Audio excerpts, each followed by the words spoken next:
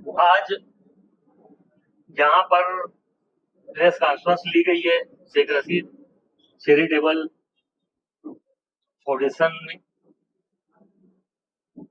दरअसल मालेगांव शहर में कई दिन से यहाँ पर जो आसिफ भाई के खिलाफ के जो लीडरान हैं वो बहुत सारा वावेला मचा के रखे हैं कि उन्होंने बहुत काम किया, बहुत करोड़ों रुपये लाया और उसको अड़थड़ा डालने का काम किया जा रहा है। आप लोग इतने शॉर्ट नोटिस में आए, मैं आप लोगों का हमारी पार्टी की तरफ से, शेख रशीद परिवार की तरफ से शुक्रिया अदा करता हूं और आप लोगों के माध्यम से ये बात शहरवासियों को पहुंचाना चाहता हूं। हम लोग पहुंचाना चाहते हैं कि ऐसी जो भी बातें हैं कि किसी का कोई काम रोक रहा है, ये सब बिल्कुल गलत और बेबुनियाद बात है। आप लोगों को मालूम होगा कि 2-4 दिन पहले मुफ्ती इस्माइल साहब ने एक प्रेस कॉन्फ्रेंस लिया और उसमें ये बोला कि भाई हमने बहुत सारे काम मंजूर किए हैं और उनके अपोजिशन के लोग यानी हमारी पार्टी के अलावा किसी ने वो भी टेंडर भरे और उनका टेंडर बिलो था और टेंडर बिलो होने की वजह से वो कोर्ट गए, ऐसा मुफ्ती साहब का बोलना है। मेरे को एक बात ये समझ में नहीं आता कि बिलो टेंडर किसको बोलते हैं, ये मुफ्ती साहब को शायद मालूम नहीं। बिलो टेंडर उसको कहा जाता है जो एस्टिमेट से कम रेट में बनाने को तैयार है और टेंडर रास्ते का चलता आदमी भर नहीं सकता, कोई भीख मांगने वाला आदमी टेंडर भर नहीं सकता, कोई लीडर टेंडर भर नहीं सकता। टेंडर वही आदमी भरेगा जिसके पास लाइसेंस हो, इंजीनियरिंग का लाइसेंस हो, गवर्नमेंट से मंजूरी का लाइसेंस हो, जो जीएसटी भरता हो, वो टेंडर भर सकता। तो वो बिलो भरे चाहे अबो भरे, बिलो या कम में भरे या ज्यादा में भरे। अगर मुफ्ती साहब जैसे गांव वालों को बेवकूफ बनाने की बात कर रहे थे कि उन्होंने बिलो भरा इसलिए हमने वो काम रद्द कलेक्टर को बोल के करा दिया, बिलो भरा, तो ये तो अच्छी बात थी कि अगर इन्होंने 10 करोड़ रुपए लाया होगा उसका 30% हिस्सा कारपोरेशन को भरना है, यानी 10 करोड़ इन्होंने लाया और 3 करोड़ कारपोरेशन भरेगी, ऐसा 13 करोड़ रुपए होता, यानी इसी में 7 करोड़ उनका, 3 करोड़ का। तो अगर कम में कोई भरता है तो अच्छा है, मालेगांव महानगर पालिका का पैसा बचता। ये बोलते नहीं, वो काम नहीं करने के लिए बिलो भरा, तो क्या मालेगांव महानगर पालिका या कहीं भी बिलो टेंडर हो तो काम नहीं करने के वास्ते होता क्या?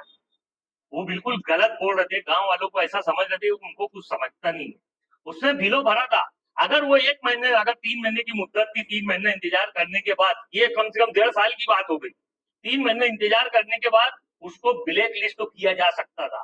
तो ब्लैक लिस्ट तो होता क्या कि उसका लाइसेंस ही रद्द हो जाता था, वो कहीं महाराष्ट्र में काम नहीं कर सकता था वो आदमी जिसने बिलो भर के काम नहीं किया। अगर इसमें भी परसेंटेज रहता कि 10% भरा, अगर कम भरा है उसने तो उसका कुछ परसेंट भर के वो टेंडर उसको वर्क ऑर्डर दिया जाता। ऐसा नहीं कि कोई बोलते मैं 50% में काम करने तैयार है और गवर्नमेंट बोलती ठीक है ले ले, ऐसा नहीं होता। अगर उसने 50% बोला कि मैं कम में काम करूंगा तो उससे वर्क ऑर्डर होने से पहले 10% पैसा भराया जाता, 20% पैसा भराया जाता कि ठीक है इतना पैसा भर दे और उसके बाद तू वर्क ऑर्डर बना ले, ताकि तू भागा तो कम से कम ये पैसा भी रहेगा। काम तो जाहिर सी बात है, वो भागने के बाद दूसरा आदमी फिर से टेंडर निकलेगा, भर देगा। तो ये बात मुफ्ती साहब की सरासर गलत है कि कोई काम रोकने के लिए बिलो टेंडर भरा।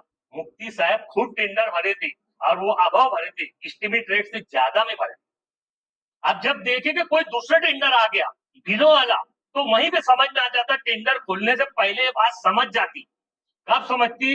जब 3 टेंडर भरना ही पड़ता पहले टाइम में। अगर चौथा टेंडर आ गया तो समझ लो कि चौथे टेंडर वाले ने कम भरा है, क्योंकि उसको मालूम है कि कंपटीशन होने वाला है, इसलिए अपन कम भरेंगे तो ही अपने को मिलेगा। तो वो डिपॉजिट भर के ज्यादा में नहीं लेता, वो कम भरता।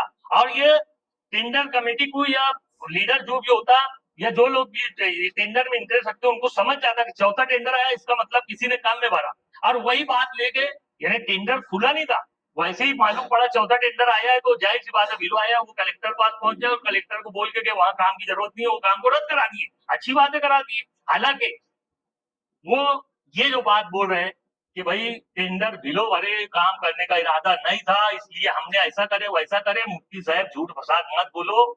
मालेगांव वालों को भी अभी टेंडर उंडर ज्यादा समझने लगा, जब से 2007 से हम लोग आए ना बॉडी में, तो ये टेंडर पेंडर सब ज्यादा समझने लगा यहाँ के सभी कारपोरेटरों को और गांव की आवाम को, कि ये अभी बिल्कुल धोखेदायक बातें मालेगांव शहर की आवाम बिल्कुल सुनने उनने वाली है नहीं।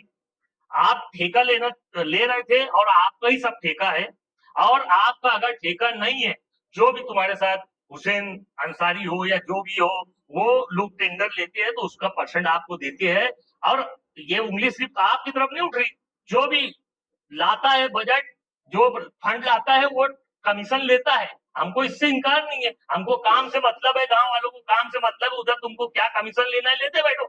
लेकिन कमीशन की बात तुम्हारी थी कि वो चौथा टेंडर बिलो आ गया, तुमको कमीशन देने वाला नहीं रहेगा, इसलिए कि वो बिलो में काम तो पहले ही कर रहा, उसके बाद तुमको कमीशन कैसे देगा, इसलिए ये बात थी। मुफ्ती साहब ने बहुत सारी बात बताए, उसपे अंडरग्राउंड गटर की बात बताए। पहले तो अंडरग्राउंड गटर की बात, आप सब पत्रकार लोगों को मालूम है कि अंडरग्राउंड गटर में क्या क्या हुआ। पहला टेंडर आया, आसिफ भाई ने कई जगह बताया, पहला टेंडर 2 आया, जबकि पहले टेंडर में 3 आना चाहिए जब टेंडर खोला जाता। हालांकि बड़े टेंडर में कानून ऐसा है कि 2 पे भी खोला जाता, लेकिन 2 टेंडर आया, वो 42% अभाव था, टेंडर से 42% ज्यादा था, यानी 500 करोड़, 499 करोड़ है ना, म्हणजे 500 करोड़ का टेंडर था, तो उससे 42% ज्यादा है, तो उसको कमिश्नर ने रद्द कर दिया और फिर से रिकॉल किया। रिकॉल करने के बाद 4 टेंडर आया। देखो ये 4 टेंडर की बात मैं आप लोगों को बता चुका हूँ, उसमें 4 टेंडर आया, उसमें समझ में आ गया कि भाई ये किसी ने बिलो भर दिया। अब जब बिलो भर दिया तो उसपे मालेगांव के लीडरान जो है, जो ठेके में इंटरेस्टेड थे, वो लोगों ने वो ये कोशिश की कि भाई जो 4 आया है तो अपना 2 जो अपनी पार्टी है उसका मंजूर कर दो, और 2 बिलो वाली पार्टी है उसको रद्द कर दो, कोई वजह हो ना हो उसको रद्द कर दिया गया। 2 को रद्द कर दिया गया और 2 को वैध तो बताया गया है ना, उसको पात्र बताया गया।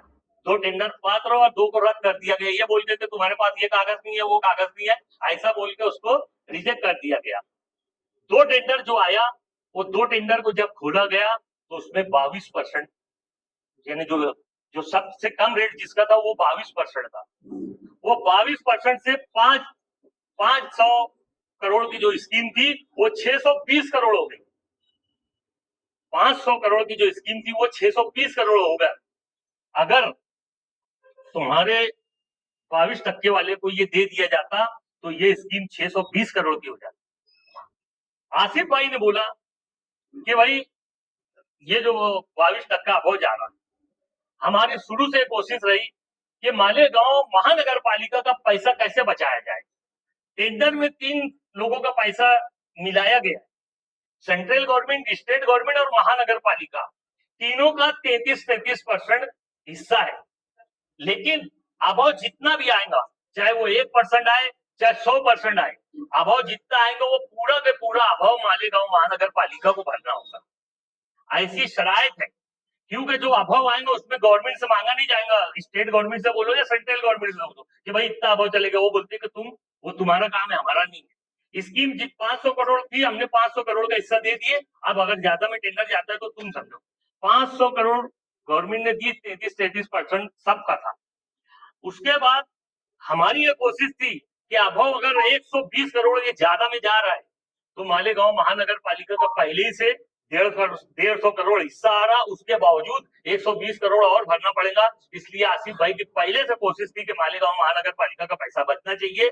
और मुफ्ती इस्माइल साहब को ये बात शायद मालूम नहीं कि अंडरग्राउंड जो हिजाज बेग, जो दूसरी पार्टियां, मुफ्ती इस्माइल जो बात कर रहे हैं, वो लोगों को एक बात समझ लेना चाहिए कि अंडरग्राउंड पहली बार मालेगांव में नहीं आई। शेख आसिफ जब एमएलए थे तो इन्होंने 100 करोड़ रुपए अंडरग्राउंड गटर की स्कीम लाया था। वो 100 करोड़ में यहाँ पे जो पानी फिल्टर होता है वो 100 करोड़ में वो सब काम हो चुका है, 100 करोड़ का काम हो चुका है। उसके बाद ये अमरुद 2 यानी अंडरग्राउंड स्कीम का दूसरा हिस्सा आया हुआ है, उसका नाम ही है अमरूद 2। यानी 1 क्यों नहीं है, क्योंकि 1 हो चुका है, इसलिए 2 आया है। तो वो 2 आने के बाद आसिफ भाई फर्स्ट 1 किए थे और 2 आया है। आसिफ भाई की शुरू से ये बोलना था कि भाई इसका आवाम का पैसा जाना नहीं चाहिए। उसमें एक मालूमात ऐसी मिली कि वो जो टर्नओवर बताया गया है, जो सीए का जो लेटर है, वो इसमें गलत है। तो हम उसको चौकसी करने गए, तो सीए का लेटर देखने के बाद हमने वहां एक अनुभव का लेटर भी देखा। अब अनुभव का लेटर देखने के बाद ये समझ में आया कि यार ये अनुभव का लेटर जो है ये तो कोई दूसरे जगह का है, वो मणिपुर का था। मणिपुर की राजधानी जो इम्फाल है वहां का था। तो ये हुआ कि यार ये इम्फाल से कैसे क्या सर्टिफिकेट आ गया, वहां पे बहुत वातावरण खराब है तो कैसे आ गया। बहरहाल उस पर डाउट हुआ, ये भी डाउटफुल था एकदम, ये ना वो बोगस था, वो भी जो टर्नओवर का कागज था वो भी बिल्कुल बोगस था। तो आसिफ भाई ने मुझे, शकील भाई को, फरहान को और एक हमारे दोस्त को, 4 लोगों को मणिपुर भेजा। और ये बोलते मणिपुर, क्या मालूम मुफ्ती साहब क्या क्या बोल रहे थे, मेरे को समझा नहीं मणिपुर कौन गया कौन नहीं गया। मणिपुर जाने के बाद, मणिपुर में जब एयरपोर्ट पे उतरो तो वहां पे 30 दिन का वीजा बन रहा था। ये 30 दिन का वीजा है, ये जो है 30 दिन का वीजा है। यानी मणिपुर हम गए थे, हम 3 लोग गए थे। मैं गया था, शकील भाई गए थे और फरहान गया था, एक हमारा दोस्त और था वो भी गया था। बोलने का मतलब, मणिपुर जाने के बाद हमने जब मालूमात लिया, ये बात आप लोगों को, मीडिया वालों को आसिफ भाई एकदम तफसील से बता चुके हैं, फिर भी मैं बता दे रहा हूँ कि मणिपुर जाने के बाद वहां जब हम कारपोरेशन में गए, हमने बताया, हमने मालेगांव महानगर पालिका का लेटर लेके गया था, क्योंकि हमारी शिकायत हम पहले दे दिए थे, तो उन्होंने एक लेटर मणिपुर भेजा था। देखो ये भी एक बात कि जो वो लेटर पे मेल नंबर लिखा हुआ था मणिपुर का, खलील भाई, वो लेटर पे जो अनुभव के लेटर पे मेल नंबर लिखा था, ये लोगों ने, कारपोरेशन ने उसी मेल पे वो मेल किया, जबकि वो मेल किसका था ये आज तक मालूम ही नहीं। हम मणिपुर गए तो वो बोले हमारे यहाँ अंडरग्राउंड का काम ही नहीं हुआ है, हमने ऐसा कोई काम करवाया ही नहीं है, ना तो हमने कोई ऐसा सर्टिफिकेट दिया है। क्योंकि उस पे जो इंजीनियर का नाम लिखा था, तो बोले ये पोस्ट की इंजीनियर ही हमारे यहाँ नहीं। उसके बाद हमने जब वो कारपोरेशन का लेटर दिए, तो उन्होंने वहां पर जो लेटेस्ट महापौर थे, उनसे हमने जाके मिले, कमिश्नर थे जो, सॉरी कमिश्नर थे लेडीज, उनको हम जाके मिले, तो उन्होंने बोले ठीक है लेटर बना के इनको दे दो। उन्होंने हमको सेम डे लेटर बना के दे दिया, 1 से 2 घंटे में हमको लेटर बना के दे दिया। हम एयरपोर्ट से डायरेक्ट कारपोरेशन गए। कारपोरेशन जाने के बाद हम, ये हुआ कि भाई लेटर लिए, और लेटर हम जब लिए तो वो, मैं सोचता शाम के 6 बज रहे थे, वहां पे 6 के बाद कोई प्लेन है नहीं, इसलिए हमको रात भर फिर रुकना पड़ा। दूसरे दिन बोले 11-12 बजे का प्लेन है, फिर वो प्लेन से हम वापस आए। हमने लेटर लेके आए, लेटर वहां से लेके आने के बाद हम सिर्फ लेटर लेके बाहर नहीं आए, वहां की नगर पालिका जो म्यूनसिपालिटी थी, उससे हमने यहाँ मेल करवाया, मालेगांव महानगर पालिका में मेल करवाया, और उसके बाद वो हमको, हमने लेटर भी लाए। मेल आने के बाद बहरहाल आसिफ भाई को भी एक मेल किया, उन्होंने मंत्रालय में एक एप्लीकेशन भी दी कि भाई इनको सजा होना चाहिए। बहरहाल वो सब होने के बाद यहाँ पे फिर वो टेंडर रद्द हुआ, जो 22 टक्के वाला था, 22 टक्के वाले का टेंडर रद्द हुआ। और उसके बाद वो 4 टेंडर आए हुए थे, जिसमें से 2 यानी वैध थे, 2 अवैध थे। तो उसके बाद फिर जब टेंडर निकला, तो उसमें सिर्फ और सिर्फ 3 टेंडर आया। पास में बहुत आराम से आप सुनी लो भाई साहब, इतनी जल्दी के अरे ये बातें हो चुकी, वो हराम, अभी मेरे मुंह से कुछ मत निकालो। जब वो बोले तो बोलना था कि काय को ये पंचायत बता रहे भाई साहब, ये पंचायत हो चुके ले, तुम्हारा ये काम था यार भाई। हम बार बार एक एक बात भी होती तो मीडिया वालों को बताते, तो इसके हद बताते कि बार बार हमारी कहानी सुनो, उनको सुनो, हमारी सुनो, उनकी सुनो। जब हम बता दिए थे पहले, हर एक एक बात बताया मीडिया लोग के सामने, तो उनको बोलना चाहिए था कि ये कहानी बंद कर भैया, ये रोज सुन रहे हैं हम। और हम तो कागज बता रहे हैं, हम गए थे, हम लाए, हम करे, उसके बाद भी वो बेचारे सुना रहे, और तुम भी सुन रहे हो, और गाँव वालों को ही सुना रहे। मेरी बात का बुरा मत मानो। हाँ, आज जो गहरीकरण का काम हो रहा, हाँ, क्या वो सही है कि दुरुस्त है, क्या आप उसे दुरुस्त मानते हैं क्या? वो काम दुरुस्त हो रहा, ना दुरुस्त हो रहा, सुन लो मेरी बात, आपकी ओर से मुखालफत की ओर इसलिए सवाल उठ रहे हैं। मेरी बात सुन लो। वो काम दुरुस्त, मुखालफत वो लोग करेंगे जो इंजीनियर रहेंगे, जिनको अंडरग्राउंड का काम समझेगा। नहीं, मैं वहीं से आगे बढ़ूँ, जहाँ तक पहुंचे, फिर वो मैं सबकी बात का जवाब दूंगा। मैं आज बैठा हूं और ये सब लोग बैठे हैं, सबकी बात का जवाब देने के लिए बैठे हैं। तो वो लेटर आने के बाद वो टेंडर रद्द हुआ, रद्द होने के बाद नया टेंडर निकला, तो उसमें 3 टेंडर आया। 3 टेंडर आने के बाद ये 2 टेंडर आए शायद, या 3 आया। बहरहाल उसका जो सबसे कम रेट का टेंडर था वो 9% का था।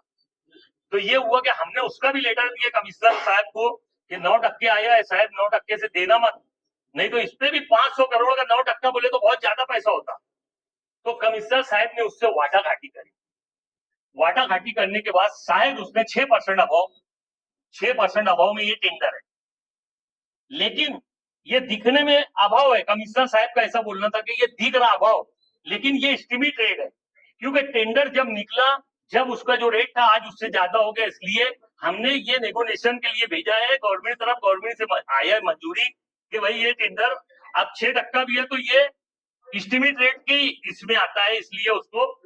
तो हमने जो मणिपुर जाके आसिफ भाई की जो कोशिश से ये सब काम किए, उससे 620 करोड़ का टेंडर अभी मेरे ख्याल से 8-10 करोड़ का ये गया है। यानी हमने उसमें 92 करोड़ रुपया बचाया है। मालेगांव महानगर पालिका का, मालेगांव शहर की आवाम का 92 करोड़ रुपया बचाया है। ये बात का भी हमने मीडिया पे ऐलान करे। आज ये और बात है कि कोई इल्जाम हमारे ऊपर डाल दे रहे कि हमारा उसपे, जबकि उसमें मालेगांव के लीडर जो आसिफ भाई के मुखालिफ लोग हैं उनका वो कंपनी थी। मैं वो भी नाम बता सकता हूँ, और नहीं तो वो लीडर लोगों ने, आप तुम लोगों को बताना चाहिए कि असलम अंसारी ने नाम बताना, मैं नाम भी बताऊंगा कि इसमें कौन कौन से लीडर मुलविस थे। हमने इसको भी 9% से बोले कि ज्यादा हो रहा है, उससे कम करने लगवाए कमिश्नर साहब को बोल के। हम गांव का फायदा कराने, और जब गांव का 92 करोड़ रुपया बचा और अब काम शुरू हुआ, तो ये काम कोई नया नहीं था कि भाई, और हमको ये बात की मालूमात नहीं है, हम कोई इंजीनियर नहीं है कि पाइप कहाँ झाड़ा आएगा, कहाँ बारीक आएगा, कहाँ लेवल कितनी रहेगी, कहाँ लेवल कितनी नहीं रहेगी, ये बात का हमको बिल्कुल भी इल्म नहीं है। लेकिन हमने इसके लिए जद्दोजहद करे। इसकी मुखालफत अभी हम कैसे कर सकते, इसकी मुखालफत हम कैसे कर सकते? मुफ्ती साहब ने जो काम मंजूर किया है रोड का, उसमें हमने भी कई रोड मंजूर करे। यहाँ पे मालेगांव महानगर पालिका, जो शकील भाई ने बोलो, एजाज भाई ने बोलो, आसिफ भाई ने बोलो, असलम भाई ने बोलो, हमने भी अर्जी दे के बोले ये रोड बनाओ, वो रोड बनाओ, वो रोड बनाओ। वो रोड बनाने की बात जब आती, कमिश्नर साहब डायरेक्ट बोलते कि मैंने तो स्टे दिए हुए, और स्टे इसलिए रोड बना नहीं सकते, तुम रोड और गटर का फंड छोड़ के दूसरे के लिए फंड मांगो, मैं देने को तैयार हूँ। हम खुद भी हैरान है कि मालेगांव महानगर पालिका मालेगांव की आवाम को कोई राहत नहीं पहुंचा पा रही है। कमिश्नर साहब का एकदम स्पष्ट बोलना है कि रात में अंडरग्राउंड गटर डाल दो और सुबह रोड बना दो, मैं मना नहीं करता। तो अंडरग्राउंड गटर वो गलत और सही ये कल होते रहेगा, ये कल होते रहेगा, लेकिन कम से कम हमको क्या लेना देना है, सही हो रहा है कि गलत हो रहा है। अंडरग्राउंड गटर के जो इंजीनियर है, जिन्होंने ये एस्टिमेट बनाया, गवर्नमेंट ने अपनी पार्टी से एस्टिमेट बनाया, एमजीपी से एस्टिमेट बनाया है, तो एमजीपी को मालूम है कि कहाँ पाइप झाड़ आएगा, कहाँ बारीक आएगा। पहले 100 करोड़ में भी, पहले 100 करोड़ रुपए जो आया है, उससे हमने देखे कि अजीज कल्लू स्टेडियम तक के, पवारवाड़ी रोड से अजीज कल्लू स्टेडियम तक के पाइपलाइन आई सीमेंट की, वो 18 इंच थी। अब पूरे मालेगांव शहर का पानी उसमें से जाएगा, वो 18 इंच है, तो क्या उससे बड़ा पाइप इधर आएगा क्या?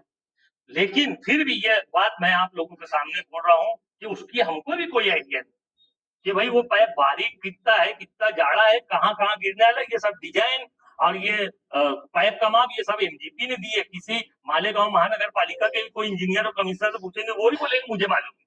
तो इसका ये मतलब नहीं कि उनको समझता नहीं, लेकिन ये बनाएंगे कोई और दिया है, जो उसका इंजीनियर है उसने बना के दिया है, तो उसमें मैं या कोई भी क्या बोल सकता कि ये गलत है कि सही है।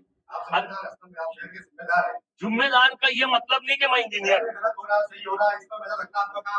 सवाल ही पैदा नहीं हो रहा, गलत हो रहा, क्या गलत हो रहा वो तुम बताओ, तो फिर हम उसके बारे में बोलेंगे ना। हाँ, ये नहीं मुफ्ती साहब की बात हो, यही बात बोल रहा कि जो काम रुकाने की बात है, उसके बाद कमिश्नर का एक लेटर निकला कि काम 31 जनवरी को कमिश्नर ने लेटर निकाला, 31 जनवरी 2024 को, कि भाई काम रोड का और गटर का बंद कर दो, इसलिए कि यहाँ बुखारी गटर मंजूर हो चुकी है। काम उस दिन से बंद हो गया, हमने कुछ बोल के मुफ्ती साहब का काम रुकवाया नहीं। उसके बाद अभी अभी 19/7 को एक लेटर निकला है, 19/7/2024 को, यानी मैं समझता हूँ आज से 11 दिन पहले ये लेटर निकला हुआ है। इस लेटर पे कनिष्ठ अभियंता की सही है, जो इंजीनियर होता कारपोरेशन को, उसकी सही है। ये कोई बच्चों साहब की सही नहीं है, कोई कमिश्नर साहब की सही नहीं है। तो ये सही कनिष्ठ अभियंता की है, और ये साइन का जो लेटर है ये हर उस आदमी को दिया गया जिसने रोड का काम लिया है। तो ये कागज पे ऐसे लिखा हुआ है कि मानपा श्री दादाजी दगड़ू भूसे मंत्री साहब के साथ एक बैठक हुई, और उसमें उन्होंने बोला काम शुरू कर दो। दादा भाऊ का ये लेटर है, उनके नाम का उल्लेख है कि उन्होंने बोला ये काम शुरू कर दो। मुफ्ती साहब का क्यों नहीं नाम है इसमें? उनको काळजी नहीं थी क्या काम करवाने की? अगर दादा भूसे साहब का इसमें नाम है तो मुफ्ती इस्माइल साहब का नाम क्यों नहीं ये लेटर पे? कि दादा भूसे साहब और मुफ्ती इस्माइल साहब बोले कि भाई काम चालू करो। क्यों उनको काम चालू कराने की यानी तमन्ना ख्वाहिश नहीं थी क्या? ये चाहते नहीं थे क्या मालेगांव शहर में काम हो? तो जब ये बैठक थी, जब ये बोला गया काम शुरू करो, तो जब उनका नाम क्यों नहीं है? ये इंजीनियर लिखा है। देखो, दो ठेकेदारों का ये लेटर मुझे मिला है, और दोनों ठेकेदारों के उसमें दादा भाऊ का उल्लेख है, तो मुफ्ती साहब का उल्लेख क्यों नहीं? इसलिए कि मुफ्ती साहब चाहते नहीं कि रोड का काम को सियासत करना चाहती, और सियासत ये करना चाहते हैं कि आसिफ भाई ये काम रोक रहे हैं। उन्होंने बोला असलम अंसारी के नाम से आसिफ भाई ने पिटीशन दाखिल करी, जबकि वो पिटीशन नहीं है। ये पत्रकार लोगों ने उनसे सवाल भी करा कि भाई वो पिटीशन नहीं है, वो नोटिस है। पिटीशन बिल्कुल बनेगी, 100% पिटीशन बनेगी। ये जो काम शुरू करने की बात हुई है, तो हमारा बोलना ऐसा है, अंडरग्राउंड गटर जो डाली जा रही है उसको बारीक पाइप पे जाड़ा कराओ, प्लास्टिक का पाइप पे लोखंड का कराओ, हमको उससे कोई लेना देना नहीं, हमको उससे कोई लेना देना नहीं। लेकिन आज पेचवर की जो बात करते हैं मुफ्ती इस्माइल साहब, 500 करोड़ में सिर्फ 8 करोड़ रुपए पेचवर के नाम पे मालेगांव, पूरे मालेगांव शहर में। अब बताओ, 8 करोड़ रुपए में 8 करोड़ रुपए पूरे मालेगांव में पेचवर हो जाएगा क्या? लैंड तो पूरे मालेगांव में गिरना है, उसके बाद पेचवर 8 करोड़ में हो जाएगा क्या? तो ये सब भूलने की बात है कि पेचवर हो जाएगा, ये हो जाएगा। जब पेचवर ही करना है तो नवी रोड तोड़ क्यों रे भैया? फिर नवी रोड बना के फिर तोड़ो उसको, ये कोई अकलमंदी की बात है क्या? अरे भाई, रात में तुम्हारे हिसाब से, तुम्हारे इंजीनियर के हिसाब से पाइप डलवा लो और सुबह रोड बना लो, हमको क्या लेना देना है? लेकिन जैसा वो चाहते हैं वैसा काम तो बहरहाल नहीं होगा। क्यों कि हम बहुत सारी बात इसमें गुप्त रख रहे हैं, जो हमको 25 तारीख को होने वाली मीटिंग में ये बताया जाएगा। हम बताएंगे मालेगांव को कौन गिरो रख रहा, किसके पास गिरो रख रहा, जो आसिफ भाई बताने वाले हैं। तो इसमें से बहुत सारी बात हम कट करके रोक रहे हैं, नहीं तो बहुत अच्छे से बताए होते, बहुत तफसील हमको भी मालूम है। मुफ्ती साहब की बातों को अभी खत्म करके दूसरे की बात पे आ रहा हूँ। साबिक सदर बल्दिया के पहले नहीं, नंबर से आपका नाम लेकर कहा गया वहाँ थोड़ी होना यकीनी। इस बात का सिर्फ मैं और आसिफ साहब जहाँ आए वहाँ मामला खत्म, फिर आगे क्या होगा मुझे अखबार में पता ही नहीं है। मैं सिर्फ मतलब वो जो उन्होंने बोला, हम दोनों का नाम लिया, मैं सिर्फ एक लड़का था, उसका जवाब दूंगा। चोरों को नजर आते हैं सारे चोर, चोरों को नजर आते हैं सारे चोर, ये मेरा जवाब है। नहीं, अच्छा सुनो भाई साहब, नहीं, वो हमको जो बता रहे हैं कि हम जब जाते हैं तो थोड़ी दमाड़ी के हिसाब से जाते हैं, तो इसका मतलब हम चोरी करते। भाई क्या चोरी, कोई भी तरीके की चोरी, मलेरिया असलम भाई जरा मुझे बोलने दो, कोई भी तरीके की चोरी है ना, जो चोर होता है ना, तो उसको सब चोर नजर आती है, समझ लो। मलेरिया नहीं तो साबित करना ऐसे कागजात के साथ केस दर्ज करो ना। अगर हम चोर है तो हमारे खिलाफ एफआईआर दर्ज करो, सबूत दो वहां पर, हमको जेल में डालो। क्यों नहीं करते? सिर्फ जबान चलती है, जबान, मलेरिया नहीं रहती है। मलेरिया की जो बात बोले अभी आपने मलेरिया की जो दवा तक का सैंपल था वो टेस्टिंग को भेजा गया, हम हमारे घर में चेक करने नहीं लाए। अब टेस्टिंग क्या हुई है तो कोई भी आम आदमी भी जाके पूछ सकता कि टेस्टिंग में निकला क्या, उसमें फॉल्ट था या नहीं था, ये आम आदमी भी पूछ सकता। और हम क्या लोगों को बताएंगे क्या उसमें क्या आया क्या नहीं आया? अगर हम खामोश बैठे तो आप समझ लो क्या आया उसमें, और नहीं तो आप लोग जाके ये बात कमिश्नर से पूछोगे जो सैंपल भेजा गया था टेस्टिंग के लिए, वो टेस्ट होकर क्या आया, वो बोगस दवा थी कि अच्छी दवा थी? दूसरी बात, अभी मैं अलग है, दूसरे लोग ने उसके पहले बोले थे, मैं एजाज बेग साहब की बात बाद में बोलना चाहता था, लेकिन जब खलील भाई ने आप छेड़ ही दिए तो सुनो। एजाज बेग साहब की बातों का जवाब देना मैं उचित नहीं समझता। वो एक बेवकूफ आदमी है, मैं आप जवाबदारों के सामने बोल रहा हूँ। वो बोलते मैं 5 टीम में चुन के आया, 25 साल हो गया, हमको तो 3 ही साल हुए थे, 15 ही साल हुए, 3 बार चुन के आए। लेकिन हमको मालूम है, उन्होंने कल अपने बयान में आप ही के चैनल के माध्यम से कहा कि मालिक अगर मुफ्ती साहब चाहते तो ये जो सौदा हुआ है एमएलसी चुनाव का, कि वोट दिए बीजेपी और सिंधे गवर्नमेंट के आदमी को, और बोलते हैं कि मैंने कांग्रेस को वोट दिया या किसी और को वोट दिया, तो अगर एजाज बेग का बोलना बता रहा हूँ, तो वो चाहता तो बोल सकता था कि भाई सिंधे साहब से मुफ्ती साहब बोलते कि 100 एकड़ सेती महामंडल की जमीन दिला दो, और कम से कम मालेगांव महानगर पालिका का अपना खुद का डैम तो हो जाता। उस बेवकूफ आदमी को ये नहीं मालूम कि तलवाड़ा डैम जो है वो मालेगांव महानगर पालिका का अपना खुद का डैम है। तो 25 साल में अगर उसको ये नहीं मालूम कि डैम किसका है, तो वो क्या पानी की बात करेगा। मैं आप लोगों की मालूमात के लिए बता देना चाहता हूँ, पानी के ताल्लुक से मैं अभी और आगे भी बताऊंगा, लेकिन मैं ये बता देना चाहता हूँ, ये जो उतारा है आयुक्तों के नाम का, मालेगांव महानगर पालिका आयुक्तों के नाम का, ये डैम का है, तुम्हारे तलवाड़ा डैम का है। तलवाड़ा से भी नहीं नहीं नहीं वो मैं बात बताता हूँ। ये जो है ना, ये जो उतारा है, ये तलवाड़ा डैम का उतारा है, और वहां पर यानी बहुत सारा सर्वे एक्वायर करके वो डैम बनाया गया, वो सब है। देखो ये जितना सर्वे नंबर लिखा हुआ है, ये सब तलवाड़ा डैम का है।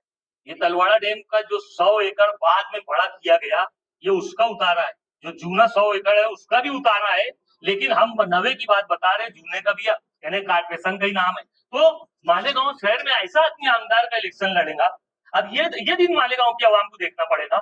ऐसा आदमी इलेक्शन लड़ेगा जिसको ये नहीं मालूम कि महानगर पालिका की मिल्कियत क्या है क्या नहीं। ये तो तलवाड़ा डैम ऐसे ही छोड़ दे रहा, तो बनाने की बात कैसी, ये बनवाने की बात कैसी। तो आप लोग के माध्यम से मैं कागज के साथ, और ये खुली किताब है, तुम जाकर उतारा निकाल सकते हो, आप जाकर किसी से भी पूछ सकते हो मालेगांव महानगर पालिका में ये तलवाड़ा डैम। कल मैं जाके एक को पूछा कि मुझे मालूम नहीं है, ऐसा आप लोग बिल्कुल समझना मत, हाँ मैं आगे बताता हूँ। मैं जाके साहब से पूछा, बच्चों साहब से, वो अभी वाटर सप्लाई के बड़े हैं, और ऐसे भी सिटी इंजीनियर 5 डिपार्टमेंट का बड़ा रहता है, जिसमें वाटर सप्लाई भी रहता है, लेकिन वाटर सप्लाई में अभी कोई अधीक्षक नहीं होने की वजह से वही अधीक्षक है। उनसे मैंने पूछा, बच्चों साहब ये तलवाड़ा डैम किसका है? बोले अपना है। वो ऐसा टेढ़ा मुंह करके बोले, क्या असलम भाई ऐसा सवाल पूछ रहे? बोले अपना है। मतलब क्या सबूत है तुम्हारा? अरे बोले हमारे नाम पे है, इससे बड़ा और सबूत क्या है? तो मतलब तुमको मालूम हो, बेवकूफ को नहीं मालूम एजाज बेग को कि ये मालेगांव महानगर पालिका का डैम है? अब बोले उसको नहीं मालूम, भाई क्या करूं? मैं जाने लगा, रोका उसने मुझे, बच्चों साहब ने रोके। असलम सही में ऐसा बोला? बोला हाँ। अरे बोले वो तो तुमसे सीनियर है। अरे मतलब सीनियर जूनियर से कुछ नहीं होता, ये लगन की बात है।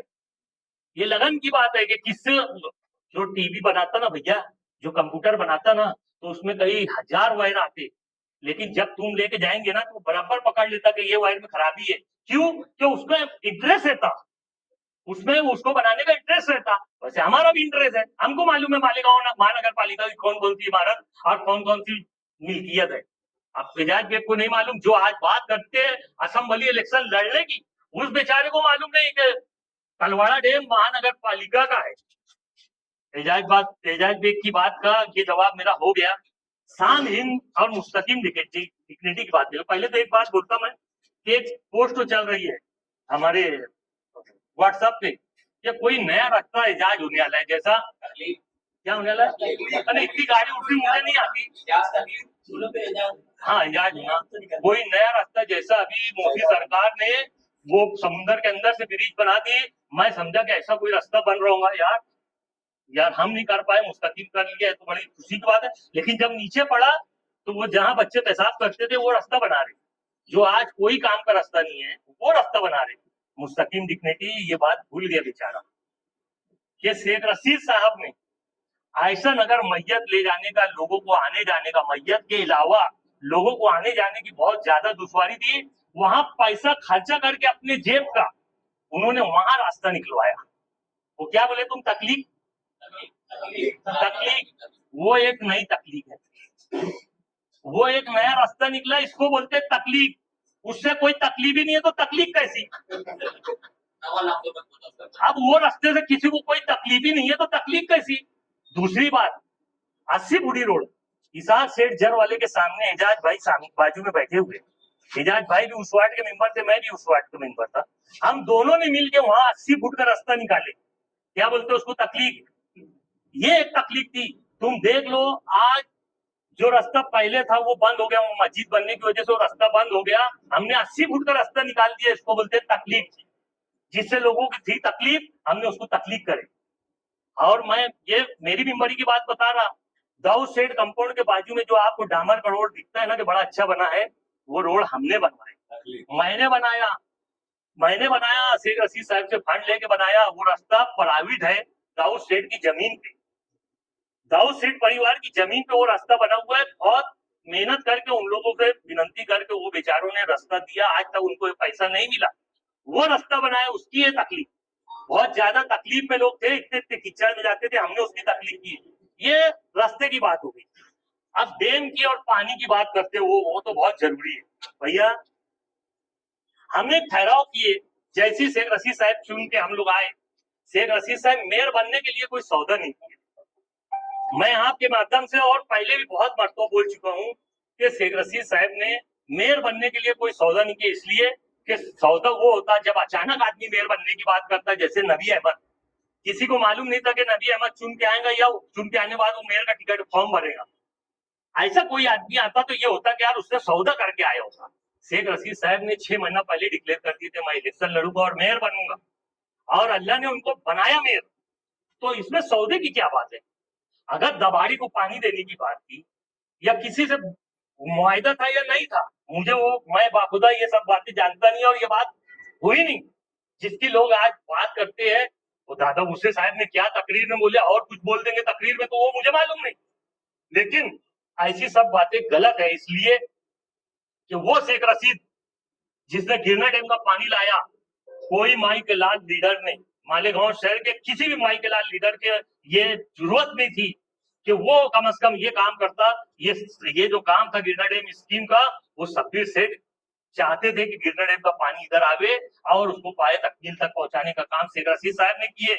ये बोलते तलवाड़ा डैम मालेगांव महानगर पालिका का डैम है, और वो डैम 200 एकड़ जमीन पे बना है, और गिरना डैम कई हजार एकड़ जमीन पे बना है। और ये जमीन पे बना है, वो पहाड़ों के बीच में बना है। अगर पहाड़ तक भी पानी आए तो भर सकता है और टिक सकता है। ये जमीन के लेवल के ऊपर पानी होता ना, ये जमीन के लेवल के ऊपर पानी होता तो वो पानी छलक के गिरने लगता। और यही बात थी कि वो पानी जब छलकता था तो वो वहां पे एक बाढ़ बनी हुई है, दीवार बनी हुई है, वो दीवार से पानी गिरने लगता था। तो ये होता था कि डैम छलक गया, जिसे बोलते हैं ना, बड़े बड़े अखबार की सुर्खियां बनती है कि डैम छलक गया। तो वो छलक गया तो कैसे छलक जाता? वो दीवार पे जब पानी जब गिरने लगता तो इसका मतलब ये होता डैम छलक गया। तो वो जब छलकता था डैम ना, तो एक के खेत में भी जाता था पानी। आज ये बात समझ लो, ये जो बात बोली जाती ना कि निहाल साहब ने अपने दौर में एक को नौकरी देके जमीन ली और वसी किया डैम को, वसी उसी कुछ नहीं किए निहाल साहब ने, कोई डैम को वसी नहीं किए। मैं जवाबदारी से बोल रहा हूँ, कागज साथ में रख के बोल रहा हूँ। नहीं मुस्तकीम ने, आसान ने आ जाना बात कर लेना, या पहले जाके मालूमात तो ले ले कि उनके वालिद मोहतरम ने क्या किए। ये जब डैम छलकता था तो दीवार से भी पानी जाता था और एक खेती वाले के, एक किसान के खेत में भी जाता था। वो किसान बार बार तकरार करता था प्रांत को, कलेक्टर को, गवर्नमेंट को और उस टाइम की म्यूनसिपालिटी को कि यार मेरे खेत में पानी आ जाता, पूरा खेत का नुकसान हो जाता, तो ये पानी आना बंद करो। अब पानी आना बंद करो बोले तो इसको कैसे बंद करेंगे? उसकी जमीन के ठीक बाजू से हमारा खड्डा था डैम का। अब ये हुआ कि वहां पे दीवार उठाओ तो दीवार उठाई नहीं जा सकती थी। आप करना क्या चाहिए? तो वो एक उसी की जमीन की किनारे का हिस्सा मान लो 2.25 एकड़, जवाबदारी से बोल रहा हूँ, ये बोलते ना डैम वसी कर दिए, डैम वसी कर दिए। 2.25 एकड़ जमीन उससे खरीदी गई, और जमीन डैम के बिल्कुल लग के, ऐसा उसकी जितनी जमीन थी, यानी ऐसे 2.25 एकड़ नहीं, ऐसे लंबाई में कोड़ से 2.25 एकड़ जमीन खरीदी गई ताकि वहां पे डैम ऊंचा किया जाए, उसकी जमीन पे ऊंचा किया जाए ताकि उसकी जमीन में पानी ना जाए। इसके लिए 2.25 एकड़ जमीन खरीदी गई और उसके बदले में उसको नौकरी दी गई। और नौकरी देने के टाइम पे जब नौकरी देने की बात आई तो उसमें ये हुआ कि किसके हाथ से सर्टिफिकेट उसको दिया जाए। उस टाइम पे निहाल साहब महापुर थे, तो उनके हाथ से वो लेटर दिया गया। इसमें निहाल साहब ने कुछ नहीं किया।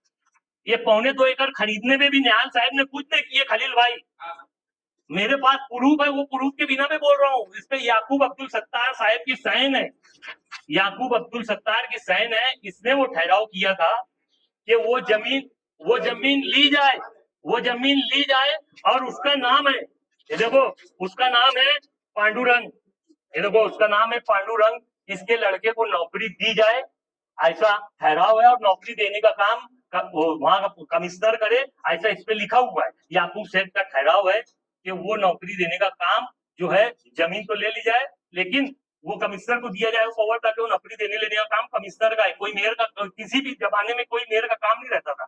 तो ये प्रूफ है। और देखो इस पे तारीख लिखी हुई है 29/1/2001। अब बताओ 29/1/2001 को निहाल साहब न मेंबर थे न मेयर थे। ये देख लो, तारीख देख लो, और ये कागज तुम भी निकाल सकते, मैं कोई घर पे छाप के नहीं लाया। उसके बाद वो जमीन लेने के बाद वो जमीन को ऊंचा किया गया, सिर्फ इतना ही किया गया कि उसके खेत में पानी ना जाए। हमारा कुछ पानी बच जाएगा ऐसा कुछ भी नहीं है। हमारा पानी तो ये दीवार से जाते ही, आज भी जब ओवरफ्लो हो जाएगा, डैम जब छलक जाएगा तो ये दीवार से गिरता ही गिरता है। कल भी गिरता था, लेकिन उसके खेत में जाता था। तो उसकी खेती बचाने के लिए मालेगांव महानगर उस टाइम की म्युनिसिपालिटी ने वो ऊंचाई बढ़ाई उसकी, ताकि पानी उधर न जाए। कब न जाए? जब डैम छलक जाए। जब ऐसा नहीं कि ऐसे भी जा रहा था पानी तो बहुत जरूरी रहता है रोकना उसको, तो जब छलक जाता था, जब पानी जाता था। तो ये जो है ये बोगस बात है बिल्कुल। ये ताहिरा मैडम जब महापौर थे उस टाइम उन्होंने ठहराव करे थे कि हमारा डैम 43 MCFT पानी उसकी क्षमता थी। हमारे डैम की 43 MCFT पानी की क्षमता थी, तलवाड़ा डैम की। उसको 100 एकड़ सेती महामंडल की जमीन खरीदने का हमने ठहराव किया। उसका लेके गए वहां पे गवर्नमेंट के पास, हमने उसको पाठ पुरावा करे और गवर्नमेंट ने हमको, ताहिरा मैडम महापुर रहते हुए, वो हाथ में दिए कागज कि ठीक है हम तुमको ये सेती महामंडल जो होती है शायद गवर्नमेंट की होती है, तो गवर्नमेंट बोले हम देने को तैयार है। और उन्होंने एक किस्ती में पैसा बना के दिया, 1,67,99,200 रुपया। 1,67,99,200 रुपया, इतने की वो 100 एकड़ जमीन सेती महामंडल की खरीदी गई। और खरीदने के बाद ये हुआ कि हमारे पास 5 करोड़ रुपया उसको खर्चा आने वाला था डैम बनाने के लिए। तो वो डैम बनाने के लिए 5 करोड़ खर्चा करने की ताकत म्युनिसिपालिटी कॉर्पोरेशन के पास नहीं थी, इसलिए गवर्नमेंट से डिमांड किया गया। गवर्नमेंट ने वो पैसा दी। इत्तेफाक से वो इब्राहिम सेठ उस वक्त तक मेयर बन गए थे। उस टाइम पैसा आ चुका था ताहिरा मैडम के टाइम में, लेकिन वो जहीर साहब उस टाइम पानी के साहब थे, वाटर सप्लाई अधीक्षक थे जहीर साहब। तो वो कई महीने तक ऐसा पड़ा रहा। हमने महासभा में उनसे पूछे कि भैया 5 करोड़ रुपया आके पड़ा है तो तुम ये डैम बड़ा क्यों नहीं कर रहे? तो बोले अपने पास कोई सक्षम इंजीनियर नहीं है जो ये डिजाइन बना सके। हमने बोले भैया नहीं है तो नासिक वालों को दो जिससे डैम बनाया है, बंबई वाले को दो जिससे इंजीनियर ही लगाना है ना, फर्स्ट इंजीनियर लगाओ तो टेंडर निकालो। उसके बाद जब टेंडर निकला, महासभा में बहुत हंगामा होने के बाद जब टेंडर निकला, तो वो बनाने का जब उद्घाटन का टाइम आया तो उस टाइम पे इब्राहिम सेठ महापुर थे। और इब्राहिम सेठ, ताहिरा मैडम, शेख रशीद साहब, हम सभी मिलके, ज्यादा भूसे साहब, हम सभी मिलके जाके उस 100 एकड़ जमीन का डैम बड़ा करे चालू हो गया। अब हम पर इल्जाम आता है कि हमने दाबाड़ी को पानी दे दिया। अच्छा, ये इल्जाम हमारे ऊपर आता है और आने के बाद सब बैठ के सुनते, अरे बाप रे पानी दे दिए। जबकि मैं हमेशा हर मीटिंग में बोलता रहा कि आप भी यहीं के, मैं भी यहीं का है, मेरे बच्चे भी यहीं के, मेरे बच्चों के बच्चे भी यहीं के, मेरे खानदान यहाँ का है, हम सब यहाँ के मालेगांव शहर के जो शहरवासी है, अगर वो मरेंगे भी तो यही रहने वाले हैं। अगर हम उनके हिस्से का पानी एक खतरा भी किसी को दे दिए तो हम गुनहगार हैं। हमने तलवाड़ा डैम का पानी जो हमारे मालेगांव महानगर पालिका मालेगांव का हिस्सा था, उसका एक कतरा भी देने के लिए नहीं बोला। हमने पानी देने की बात ही नहीं की है। आप हमारा ठहराव पढ़ लो, वहां पर कभी देखा मैं पानी परिषद हुई, कभी कुछ हुआ, कभी कुछ हुआ। पानी परिषद में देखा कई वकील भी थे, कई डॉक्टर थे, कई इंजीनियर थे और जहीर साहब खुद भी थे, लेकिन जहीर साहब ने वहां कोई भाषण नहीं किए थे। तो क्यों नहीं किए थे? या कोई इंजीनियर को लेके ठहराव पढ़ना चाहिए था ना कि भाई ये ठहराव में लिखा क्या है। अरे शेख रशीद साहब ने महापुर होते हुए अगर कोई ये बोलते पानी बेच डाले तो बेचे कैसे, वो पढ़ना तो चाहिए, उसका कोई एग्रीमेंट और कोई ठहराव तो रहता। तो ये ठहराव है, मैं आपको इसको इसके पीडीएफ फाइल बना के देता हूँ, ये ठहराव की पीडीएफ फाइल बना के देता हूँ। आप लोग से मेरी रिक्वेस्ट है कि ये मालेगांव शहर के हर वो आदमी तक पहुंच जाए आप लोगों के माध्यम से, ताकि जो शेख रशीद साहब ये हमारे ऊपर ये इल्जाम आता है कि भाई हमने पानी बेच डाले, हमने कोई पानी नहीं बेचे, एक बूंद पानी हमने नहीं बेचे, एक बूंद पानी। ये कागज पे 100 बकौर एक लिखा है, हम बक नहीं रहे, लिखा बता रहे हैं।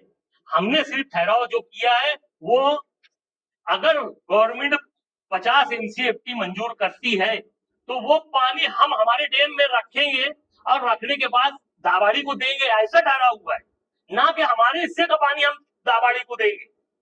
हमने गवर्नमेंट से डिमांड की है कि अगर 50 MCFT पानी गवर्नमेंट देगी तो उसको हम हमारे डैम में रखेंगे। हमने ये वादा की है कि हम हमारे बर्तन में उनका पानी रखें, क्योंकि उनके पास उनका कोई डैम नहीं है। नहीं तो वो अगर पानी मांगने जाते गवर्नमेंट से कि हमको 50 MCFT पानी दो, तो गवर्नमेंट उनसे पूछती तुम्हारा डैम कहाँ है जिसमें वो पानी रखेंगे, या हम कहाँ से छोड़ेंगे वो पानी। तो वो लोगों का ये दाबाड़ी वालों की ये तमन्ना, ये ख्वाहिश थी कि तुम्हारे डैम में हमारा 50 MCFT पानी रखने का तुम एक ठहराव दे दो, ताकि ये ठहराव बता के हम गवर्नमेंट से 50 MCFT पानी मंजूर कर ले, और हमने ठहराव बना के दे दिया। तो ऐसा अंदेशे वाला ठहराव नहीं करते, तो फिर ऐसा जो कैसे अंदेशे वाला? ये पानी दूसरे को क्यों देना, वो ज्यादा लेने के कौन जवाबदार रहेगा? ये बात मीडिया में बैठ के बोलने से बेहतर है कि डैम पे जाके देखना चाहिए, वहां मीटर लगा हुआ है।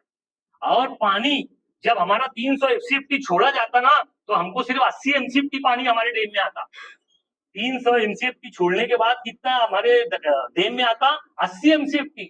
यानी पानी या तो जमीन सोख लेती, या तो कोई बौड़ी भर लेता, कोई खींच लेता, वो इसमें से डैम में से नहीं, वो नदी में से जब वो छोड़ा जाता, जब वो पानी डैम से छोड़ा जाता, चंगापुर या हरनबाड़ी जहां से वो पानी आता है, वो जहां से छोड़ा जाता है वहां से यहाँ तक आए तक के इतना पानी लॉस हो जाता है और हमको 80 MCFT पानी मिलता है। तो हम वो भी लॉस का इसमें उदाहरण दिए कि वो लॉस जो है, जैसे हमारा 300 का 80 हो जाता तो ऐसा 50 का भी 20 हो जाएगा। उनका ये भी आरोप है। तो हम ये बात का ख्याल रखते हुए ये ठहराव किए हैं, और वहां मीटर लगा हुआ है। अब मीटर जिसको देखना है वहां जाके देख ले, और मीटर नहीं लगाए तो वो आके कमिश्नर शिकायत करे। मैंने कल मालूमात लिया तो उनका बोलना ऐसा था कि हमने जो उनको पानी दिया उसके पानी पट्टी हमने ले ली उनसे, लेकिन पानी पट्टी अगर उनका 50 MCFT मंजूर हुआ है तो तुम पानी पट्टी ले सकते, नहीं तो पानी देना गुनाह है। तो ये हमने ठहराव करे। कमिश्नर ने देखो, एक बहुत अच्छी बात है कि मुस्तकीम डिक्टेटिव पहले तो बोलता था पानी बेच डाले ऐसा ठहराव किए। जब आप समझ में आया कि ये 2023 में कमिश्नर ने एग्रीमेंट किया है 2023 में, तो 13 जून 2022 को तो हमारी मेंबर ही खत्म हो गई थी। यहाँ कोई मेयर, कोई स्टैंडिंग चेयरमैन और कोई मेंबर नहीं रह गया। तो ये 23 में कैसे क्या एग्रीमेंट हो गया, इसका भी इल्जाम हमारे सर कि वो ठहराव नहीं करते तो ये स्टाम्प नहीं होता। वो नहीं रहते तो फिर हम पैदा कैसे होते? अगर मेरे ठहराव कुछ और लाते, एग्रीमेंट कुछ और करते। हाँ, देखो ये बात बिल्कुल सही बात बोले। बेवकूफ आदमी की मिसाल दी अभी, तुम फिर भी उसकी मिसाल दे रहे तो ठीक है। अगर वो बोलते हैं कि ठहराव कुछ होता कुछ है, विषय आता कुछ है और हो जाता कुछ है, तो एकदम जैसा कि जैसा विषय आया, ये देखो ये ठहराव है आप लोग के सामने, आप लोग समझ लो। ये कोई बेवकूफ बोले तो मैं सुनो। देखो विषय जो आया ये 4 लाइन का है, विषय जो आया ये 4 लाइन का है। उसके बाद ठहराव लिखा गया, देख लो कितनी लाइन है भाई साहब। तो आप बोलो कि जैसा ठहराव आया, विषय आया वैसे ही छाप दो, तो वैसे ही छाप देना क्या? इसको ठहराव बोलते क्या? ठहराव ये आता कि भाई फला चीज फला को देना है, तो इतना ही लिख के आएगा। अब हम भी बोले फला को दे दो, हो गया। ऐसा नहीं, क्यों देना भाई, हमारी जवाबदारी है। हमसे भी कल पूछा हो सकता, गवर्नमेंट पूछ सकती, कमिश्नर पूछ सकता, तो हम उसको लिखते कि देखो वो परेशान है, उसकी जरूरत है और वो हमको इसका पैसा दे रहा है, तो इसलिए वो चीज देने में हरकत क्या है, हम ये लिखते। अब वो बोले कि यार ये विषय आया था और ये लिखे गया, तो ये कोई बात है? ये तो बच्चों जैसी बातें हुई, ये बच्चों जैसी बातें हुई कि विषय ये आया और 4 लाइन का आया और 50 लाइन लिख डाले। अभी लिखना पड़ता, वो बताना पड़ता, हमको जवाब देना है ना। इसमें नीलेश भगवान आयरे और सकाराम भिकाराम घोड़के, ये अनुमोदन है सकाराम भाऊ का और सूचना है नीलेश भगवान आयरे। तो ये ठहराव में हमेशा 2 ही लाइन का विषय आता है और लिखा जाता 50 लाइन। इम्पोर्टेंट बात ठहराव हुआ नहीं, मैं ये ठहराव दे रहा हूँ आप लोगों को पीडीएफ फाइल, यानी आप इसको पढ़ भी लो और गांव वाले भी पढ़ ले ताकि समझ ले कि हमने ठहराव किया कि हमने एक बूंद भी पानी उनको देने का बोला है क्या हमारे तरफ से। दोनों चीज तुमको देना चाहिए। ये करारनामा भी देते हैं, करारनामा भी पढ़ लो जो एग्रीमेंट हुआ है, लेकिन एग्रीमेंट तो हमारे सामने हुआ ही नहीं, उसमें कुछ भी होगा तो हम उसके जिम्मेदार है भी नहीं, हम सिर्फ ठहराव के जिम्मेदार हैं और ठहराव आप पढ़ लेना। इसमें एग्रीमेंट में मैंने देखा नहीं क्या है, लेकिन ये 2023 में हुआ जब हम तो 22 में रिटायर हो गए थे, तो ये 23 का है। यहाँ पर तमामी लोगों को ये बात बता दूं, यानी ये बात ज्यादा लंबी हो रही है, इसलिए मैं आप लोगों के माध्यम से बता दूं कि तलवाड़ा डैम का पानी सिर्फ और सिर्फ मालेगांव वालों को तलवाड़ा डैम का पानी मिला होता, चाहे 2 दिन आड़े मिलता है 3 दिन आड़े मिलता, तो 4 महीने से ज्यादा चला नहीं होता। अगर 4 दिन आड़े से मिले तो 4 ही महीना चलने वाला पानी है। शेख रशीद साहब की हिम्मत अमली थी, उनकी सोच थी, उनकी वसी सोच थी, जिन्होंने गिरना डैम का पानी मालेगांव को लाया है और मालेगांव के लोगों को आज गिरना डैम का पानी मिल रहा है। इसलिए हमको 1 दिन आड़े से अभी जब अंदेशा लगा कि भाई बारिश कम होने वाली दिख रही है, तो उसको 2 दिन आड़े किया गया, 3 दिन आड़े किया गया है। और अल्लाह करे बारिश कल से अगर हो जाती है तो फौरन आने लगेगा, और नहीं तो हो सकता तुम तलवाड़ा डैम की तो बात छोड़ दो, अगर बारिश नहीं हो खुदा ना खास्ता तो हमको तो 1 महीने में ही पानी नहीं मिलेगा। 2 डैम रखते हुए भी हमको 1 महीने में पानी नहीं मिलेगा। अगर पानी नहीं रहेगा हमारे डैम में तो मिलेगा कहां से पानी? तो ये सब झूठी बात है। आप सवाल जवाब तुम कर सकते हो। हाँ, 5% की भी सुन लो, 5% का भी सुन लो, ये बहुत अच्छी बात है। ये भैया आसिफ भैया, ये अबे प्रेस कॉन्फ्रेंस है क्या मजाक है? इधर बैठ, 5% का सुन तो ले। रागपाट लोगों की सुनते रहता, 5% हमने बढ़ाया, 5% हमने बढ़ाया, आसिफ भाई ने बढ़ाया। ये रागपाट बोलना बंद करो। मैं बहुत जवाबदारी से, अंसारी मोहम्मद असलम खलील अहमद, बहुत जवाबदारी से आप लोगों को मीडिया के बीच में बोल रहा हूँ। 2007 में जब मैं चुन के आया तो उस टाइम आसिफ भाई मेयर की मेयरशिप खत्म हो गई और नजमुद्दीन खजूर वाले साहब मेयर बने थे। उसके बाद से ये 5% चालू हुई, लेकिन उसके पहले से ठहराव हो चुका था। यानी मैं समझता हूँ 2008 ये पहला साल था ये 5% बढ़ने का। 5% बढ़ने की जो बात है उसमें ये आती सरती थी, वो जो 168 करोड़ रुपए की स्कीम आई थी मालेगांव महानगर पालिका में, पाइप वाटर सप्लाई की स्कीम आई थी 168 करोड़ रुपए। तो वो जब मालेगांव शहर को दी गई तो क्या लेना नहीं चाहिए था? आसिफ भाई ने ले लिए कि भाई हमारी जो झुपड़पट्टी है उसमें पानी नहीं जा पाता, माँ बहन परेशान होती है, लोग अंडा लेके मोटर लेके आते हैं, तो ये 168 करोड़ की पाइपलाइन अगर बीच जाती है तो अच्छा है। उन्होंने वो स्कीम ले ली, एक्सेप्ट कर ली। उसको कोई भी स्कीम आती तो महासभा में एक्सेप्ट करना पड़ता, क्योंकि उसमें कुछ हिस्सा भी अगर मिलाने की बात आई तो इसलिए कारपोरेशन का इंटरफेयर जरूरी रहता। अब वो आया तो उसमें ये हुआ कि भाई ले लो 168 करोड़ रुपया। लेने के बाद अब उसमें ऐसे आटी सरती थी उसमें कि भाई ये जमीन जो है, ये जो पानी है, ये आप जल्दी से जल्दी इसको हर तरफ पहुंचा दो और उससे जो आवक होगी, तो जैसे पानी खरीदते हैं 100 रुपये का, उसमें मेंटेनेंस खर्चा आता है एक साल में, अगर 100 रुपये 200 हो गया तो 200 पानी पट्टी भी आना चाहिए। इसको बोलते हैं ना नफा ना टोटा। तो उसमें ऐसी आटी धरती थी कि आज तुम्हारा पानी का पैसा बढ़ता जा रहा है, तो तुम जिस दिन ये पाइपलाइन दे रहे डाल दो, सब तरफ पहुंचा दो और नल दो उनके पास, ना नफा ना टोटा हो जाएगा। उस दिन से 5% बंद हो जाएगा। ना नफा ना टोटा जब तक नहीं होगा 5% बढ़ता रहेगा। तो मेरे ख्याल से अभी तक के ना नफा ना टोटा पे ये बात आई नहीं, अब तो बहुत आगे निकल गई। लेकिन 5% जो बढ़ रहा है वो खत्म होना चाहिए, बंद होना चाहिए। इसके लिए अगर हमारे ऊपर उंगली उठाने से बेहतर मुफ्ती इस्माइल साहब जैसा अपने फारूक शाह साहब को देखे कि केरपट्टी उनकी बड़ी तो वो पाइतरी पे बैठ गए, ये भी जाके बाजू में बैठ के उंगली कटाए, लेकिन इन्होंने कुछ मंजूर नहीं करवाए। अगर ये भी बाखुदा वहां बोल देते कि हमारा भी 5% बंद कर दो साहब, तो वो बंद हो जाता। और नहीं, अगर इन्होंने लेटर उटर नहीं दिया था तो उस दिन अधिवेशन का आखिरी दिन नहीं था, ये दूसरे दिन भी बैठ सकते थे इसके लिए कि भाई मंत्रालय की पैतरी पे मैं भी अब अकेला बैनर लेके बैठ जाऊं मालेगांव के लिए 5% जो पानी पट्टी है ये बंद कर दो, तो इंशाल्लाह ये बंद हो जाती। और नहीं तो अभी मैं समझता हूँ कि अभी मालेगांव के आम लोगों ने, मैं एक बात अभी आप लोगों को बताता हूँ, मालेगांव के आम लोगों ने, आसिफ भाई उसमें आसिफ भाई भी शामिल थे, उन्होंने एक लेटर दिया कि 5% बंद होना चाहिए। कमिश्नर ने वो लेटर को ऊपर भेजा है कि भाई ये 5% बंद होना चाहिए, नहीं तो यहाँ के गरीब लोग हैं। तो अभी तक के पानी पट्टी बनी नहीं है, वो ये इंतजार में कारपोरेशन वाले के उधर से गवर्नमेंट से कुछ आ जाए या लगाने का कि नहीं लगाने का, तो हम पानी पट्टी बनाएंगे। इसके लिए केयर पट्टी तो निकाल दी उन्होंने, हमारे बोलने के हिसाब से केयर पट्टी निकाल दी पुराने रेट से, लेकिन पानी पट्टी अभी तक नहीं निकली है। वो इंतजार में कि शायद गवर्नमेंट इसको कम कर दे। तो अगर इसको थोड़ा ही धकेलने की बात थी, अगर मुफ्ती साहब पैतरी में बैनर लेके बैठ जाते तो ये पानी पट्टी 5% कोई बढ़ाया, कैसे बढ़ाया ये छोड़ दो, कोई बेवकूफ नहीं है कि ऐसे ही बढ़ा दिया, मालेगांव बेच डाला और बढ़ा दिया।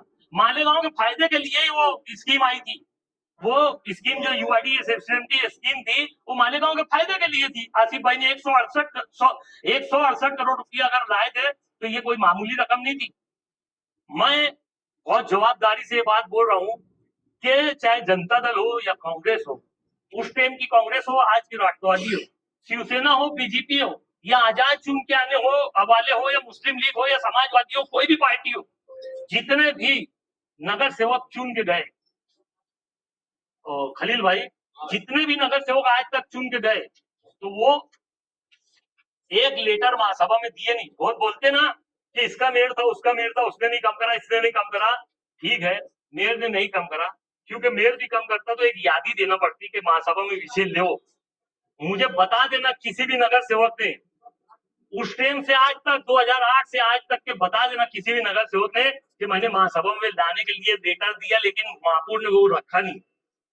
एक भी मेंबर ने वो लेटर दिया नहीं। एजाज भाई बैठे, सीनियर नगर सेवक, शकील भाई बैठे हैं, मैं खुद भी बैठा हूँ, हमने तो कोई लेटर दिया नहीं कि 5% बंद करो और महासभा में विषय लो। अगर किसी ने दिया है तो उसने बता देना। महापुर का ही नाम लेते कि शेख रशीद खानवादा, शेख रशीद खानवादा, शेख रशीद।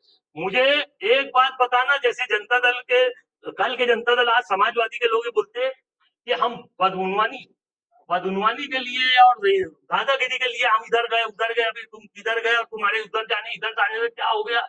शेख रशीद खानवादे भी इल्जाम लगाते, खाली इल्जाम लगाते। आज तक ना तो शेख रशीद खानवादे को एक नोटिस मिली कि भाई ये काम में तुमने बदउनवानी की, और नहीं तो जितना काम शेख रशीद साहब, शेख आसिफ साहब लाए वो बता देना इन्होंने भी। और इनके भी आमदार थे 35 साल, इनके भी वालिद मोहतरम आमदार थे, उन्होंने क्या लाए वो बता देना। एक चीज का मुकाबला नहीं, एक चीज वो बोलते हैं स्कूल लेके आ गए। आसिफ भाई ने बताया स्कूल तो कमाई का आधार है।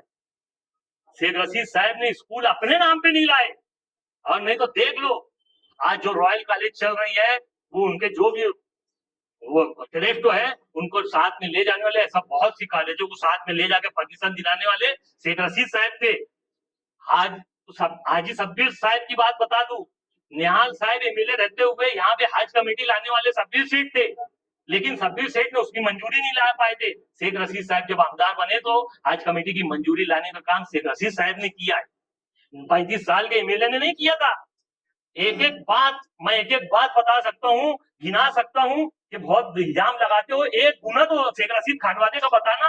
ये जो होता है पानी, हाँ, उसको पूरा करने के लिए क्या 4,000 कनेक्शन वाले होंगे, लेकिन उससे कई ज्यादा कनेक्शन 2 नंबर के, ये वो 2 नंबर के कनेक्शन को 1 नंबर में ला के भी थोड़ा पूरा किया जा सकता है।